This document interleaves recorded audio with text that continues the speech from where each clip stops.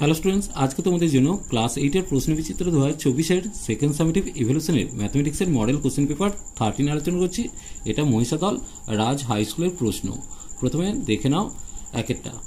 এ এর 30% সমান বি এর 0.25 হলে এ ইজ টু বি এর মান কত? চলো দেখে নেব। তাহলে প্রথমে এ এর 30% মানে কত লিখবো? এ গুণিত 30/100, আর এটা লিখবো বি গুণিত 25/100। বোথ সাইডে যদি আমি 100 কেটে দিই তাহলে এ বাই বি লিখলে কত পাবো? 25/30। এখন দেখো 5 দিয়ে কেটে উপরে 5 নিচে 6, তাহলে এ বাই বি এর মানটা কত পেলাম? 5/6, অর্থাৎ এ ইজ টু বি 5:6 সূত্র আসছে। এরপর দেখো দুটি সংখ্যা এক্স ও ওয়াই এর গসাগু জেড হলে লসাগু কত? দেখো এক্ষেত্রে আমরা জানি লসাগু সমান সংখ্যা দুটির গুণফল বাই গসাগু। তাহলে সংখ্যা দুটি কত? এক্স আর ওয়াই, তাই এক্স গুণিত ওয়াই করলাম, বাই জেড করলাম, অর্থাৎ এটাই হচ্ছে লসাগু হবে। এরপর দেখো একটা সমকোণী ত্রিভুজের সি কোণটা 30 ডিগ্রি, বি কোণটা 90 ডিগ্রি, ত্রিভুজটির বাহুগুলিকে ক্রমানুসারে সাজাতে বলেছে। দেখো প্রথমে কোণটাকে আমি লিখছি, তাহলে এটি যদি 90 এটি যদি 30 হয় তাহলে পড়ে থাকছে এ কোণ, এটা 60 ডিগ্রি হবে। তাহলে বি কোণটা গ্রেটার দেন এ কোণ, আর তার থেকে সি কোণটা সব থেকে ছোট। এবার দেখো বি এর সামনে কোন বাহুটা আছে? এসি, তাহলে এসিটা সব থেকে বড় হবে। এর সামনে বিসি আছে, তাহলে বিসিটা হচ্ছে মাঝারি, আর সি এর সামনে এবি আছে, তাহলে এবিটা হচ্ছে সব থেকে ছোট। এটাই হচ্ছে বাহুর ক্রমে লিখলাম। এরপর দেখো দুয়ের দাগ, পেঁয়াজের দাম 20% বৃদ্ধি পেয়েছে। রমেনবাবু ঠিক করেছেন যে তার পরিবারে পেঁয়াজের মাসিক খরচ অপরিবর্তিত রাখবেন, তাই তিনি প্রতি মাসে পেঁয়াজের ব্যবহার শতকরা কত কমাবেন হিসাব করতে বলেছে। ধরি পূর্বে 100 টাকায় 100 একক পেঁয়াজ পাওয়া যায়, তাহলে পেঁয়াজের মূল্য আর পেঁয়াজের খরচ, তাহলে 100 + 20 অর্থাৎ 120 টাকায় 100 একক পেঁয়াজ পাওয়া যাচ্ছে। 100 টাকায় কত পেঁয়াজ পাওয়া যাবে? তাহলে পেঁয়াজের মূল্য কমলে পেঁয়াজের খরচ কমবে, অর্থাৎ কি হবে? সরল সম্পর্ক। সেক্ষেত্রে ভগ্নাংশ কত লিখবো? 120 = 100 100 জিজ্ঞাসা চিহ্ন। দেখো যদি মানে পেঁয়াজের কি করি, 120 টাকা আগে পেঁয়াজ কিনতাম 100 একক, এখন 100 টাকায় পেঁয়াজ কিনবো, তাহলে 100 টাকা যদি পেঁয়াজ কিনি তাহলে পেঁয়াজের পরিমাণটা কমবে, তাই সরল সম্পর্ক হয়েছে। তাহলে পেঁয়াজের খরচ কত হবে? না 100 × 100/120। এবার দেখো সেক্ষেত্রে 0 0 কাটলাম, 4 দিয়ে কেটে 4 × 5 100, 3 × 4 12, তাহলে 25 × 10 মানে কত? 250/3 একক পেলাম। তাহলে শতকরা পেঁয়াজের খরচ হ্রাস পাবে কত হবে?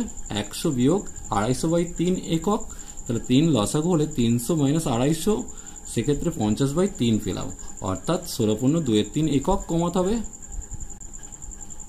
এরপর দেখো পাত্রে সর্বত্র অঙ্ক দিয়েছে। এই অঙ্কটা কিন্তু অনেকবার পড়েছে, ফলে অঙ্কটা তোমাদের পরীক্ষাতে আসবেই। চলো দেখে নেব। প্রথমে শরবতের সিরাপ হচ্ছে 5/5 + 2, অর্থাৎ 5/7 ছিল। জল কত ছিল? 2/7। ধরি শরবতের x অংশ তুলে x অংশ জল ঢালা হলো, তাহলে x অংশ সিরাপে কতটুকু জল বেরিয়ে যাচ্ছে? না x × 5/7, অর্থাৎ 5x/7 অংশ তুলে নেওয়া হয়েছে। আর x অংশে জল কতটুকু তোলা হয়েছে? না x × 2/7, অর্থাৎ 2x/7। তাহলে এখন সিরাপ কতটুকু থাকবে? আগে ছিল 5/7, আর এটা তুলে নেওয়া হয়েছে, তাহলে 5/7 - 5x/7, অর্থাৎ লসাগু করে 7 লসাগু করলে 5 - 5x/7 অংশ হচ্ছে। এখন জল কতটুকু ছিল? 2/7, 2x/7 অংশ তুলে নেওয়া হয়েছে, আর x অংশ ঢালা হয়েছে। লসাগু করে যোগ করলে কত আসছে? 2 + 5x/7 অংশ। যেহেতু সিরাপ আর জল দুটোই সমান হবে, তাই দুটোকেই আমি সমান করেছি। এবার দেখো 7 7 কেটে দিয়েছি, তাহলে 5 - 5x = 2 + 5x, বা দিয়ে -5x - 5x সমান হচ্ছে 2 - 5। সেক্ষেত্রে -10x = -3 পেলাম। মাইনাস কেটে গেলে x সমান কত আসছে? 3/10। উত্তরটা লিখবো 3/10 অংশ শরবত তুলে নেওয়া হয়েছিল। এরপর দেখো একটি যন্ত্রচালিত তাঁতের ক্ষমতা একটি হস্তচালিত তাঁতের ক্ষমতার 2.5 গুণ। 12টি হস্তচালিত তাঁত 1080 মিটার কাপড় 18 দিনে তৈরি করে। 2700 মিটার কাপড় 15 দিনে তৈরি করতে কতগুলি যন্ত্রচালিত তাঁত লাগবে তা তৈরাসিক পদ্ধতিতে হিসাব করতে বলেছে। দেখো একদিকে কাপড়ের পরিমাণ, দিন সংখ্যা আর হস্তচালিত তাঁত লিখেছি। তাহলে 1080 মিটার কাপড় 18 দিনে 12টি তাঁত লাগছে। 2700 মিটার কাপড় 15 দিনে তৈরি করতে কত তাঁত লাগবে? যেহেতু দিন সংখ্যা স্থির রেখে কাপড়ের পরিমাণ বাড়ালে তাঁত বাড়বে, অর্থাৎ সরল সম্পর্ক। তাহলে ভগ্নাংশ কত হবে? 2700/1080। আবার কাপড়টা যদি স্থির থাকে, দিন সংখ্যা কমলে তাঁত বাড়াতে হবে, অর্থাৎ ব্যস্ত সম্পর্ক। সেক্ষেত্রে ভগ্নাংশ কত হবে? 18/15। এবার দেখো নির্ণেয় হস্তচালিত তাঁত কত হবে না 12 গুণিত দুটো ভগ্নাংশকে গুণ করিয়েছি, কাটারি করে কত পাচ্ছি? 36। অর্থাৎ হস্তচালিত তাঁত লাগছে 36টা। এবার যন্ত্রচালিত তাঁতের সংখ্যা কত হবে? 36 ভাজিত 2×1/4। অর্থাৎ দেখো এখানে 2×1/4 করেছি, তোমাদের বইতে ওটা 2×1/2 আছে, ওটাকে ঠিক করে নেবে 2×1/4 হবে। অর্থাৎ 36 ভাজিত পূর্ণ ভাঙলে 9/4 আসছে। 36 গুণিত 4 নয়, কারণ ভগ্নাংশটা উল্টে যাবে। সেক্ষেত্রে 9 দিয়ে কাটলে 4 5 4 4 16টি, অর্থাৎ যন্ত্রচালিত তাঁতের সংখ্যা 16টি হবে। এরপর দেখো চলো লসাগুটা দেখে নেব। দেখো প্রথম রাশিটা টুকেছি, এখান থেকে দেখো এমটা কমন যাবে, এমটা যদি স্কোয়ারের বাইরে যায় এম স্কোয়ার হয়ে বেরোবে, তাহলে M square into M plus 2 তার হোল স্কোয়ার। এক্ষেত্রে দেখো দ্বিতীয় রাশিটা কি হবে? এমটা কমন গেছে 2m square plus 3m minus 2। এরপর এটাকে মিডিল টার্ম করছি, মিডিল টার্ম করলে কত হচ্ছে? 2 দুগুণে 4, 4কে ভেঙে 3 করবো, 4 বিয়োগ 1 করলাম। সেক্ষেত্রে দুটো উৎপাদক কত আসছে? m প্লাস 2 আর 2m মাইনাস 1। এবার তৃতীয় রাশিটা দেখো 2m4 minus 3m³ minus 14m square. তাহলে m স্কোয়ারটা কমন নিচ্ছি, তাহলে এটা আসছে 14×28, 4 7 28। তাহলে 28কে ভেঙে 7 আর 4 করলাম। এরপর দেখো এক্ষেত্রে দুটো উৎপাদক কত আসছে? 2m মাইনাস 7 আর m প্লাস 2। এবার লসাগুটা করবো। দেখো না এখানে m স্কোয়ার আছে, m আছে m স্কোয়ার, তাহলে m স্কোয়ারটা বসবে। m প্লাস 2 তার স্কোয়ার আছে, তাই স্কোয়ারটা বসবে। এখানে 2m মাইনাস 1 আছে আর এখানে 2m মাইনাস 7 আছে, এটাই হচ্ছে লসাগু। এরপর দেখো একটা গসাগু দিয়েছে, চলো দেখে নেব। দেখো প্রথম রাশি লিখেছি 5 ইন্টু x³ মাইনাস x, এখান থেকে এক্সটা কমন নিয়ে 5x করলাম, x স্কোয়ার মাইনাস 1, তাহলে এটা x স্কোয়ার মাইনাস 1 স্কোয়ার করলাম, x প্লাস 1 x মাইনাস 1। দ্বিতীয় রাশিটা দেখো এটা দিয়ে আছে, এখান থেকে x স্কোয়ারটা কমন নিয়ে x³ মাইনাস 1 করলাম, তাহলে লিখতে পারি x³ মাইনাস 1³ অর্থাৎ x minus 1 x square plus x plus 1। এবার তৃতীয় রাশিটা দেখো এটা দিয়ে আছে, তাহলে আমি এটাকে লিখতে পারি x স্কোয়ার তার হোল স্কোয়ার মাইনাস 1 তার হোল স্কোয়ার, অর্থাৎ a square minus b square সূত্র। তাহলে a প্লাস b অর্থাৎ x square plus 1 x square minus 1। আবার এটাকে ভাঙা যাবে, তাই লিখছি 7 into x square plus 1 x plus 1 x minus 1। এবার গসাগু করতে গেলে প্রত্যেকটা রাশিতে কোনটা আছে দেখে নেব। x সব জায়গায় নেই, 5 4 7-এর গসাগু অবশ্যই 1 আসছে, তাই সেক্ষেত্রে x মাইনাস 1টাই হচ্ছে নির্ণেয় গসাগু। এরপর দেখো একটা উৎপাদক বিশ্লেষণ দিয়েছে, দুটো দিয়েছে, চলো দেখে নেব। দেখো প্রথমে অঙ্কটা টুকেছি, এবার কম্বিনেশন করবো। x মাইনাস 1-এর সাথে x মাইনাস 3 নিচ্ছি আর x প্লাস 3-এর সাথে x মাইনাস 6 নিয়েছি, কারণ মাইনাস 1 মাইনাস 2 মাইনাস 3 আসছে আর প্লাস 3 মাইনাস 6 মাইনাস 3 আসছে, সেই হিসেবে কম্বিনেশনটা তোমরা করবে। এরপর দেখো করে লিখে নিয়েছি, লিখে নেওয়ার পর এই দুটোর মধ্যে গুণ করছি, তাহলে কত হবে? x square minus 3x plus 2 হবে, এখানেও তাই x square minus 3x minus 18 হবে।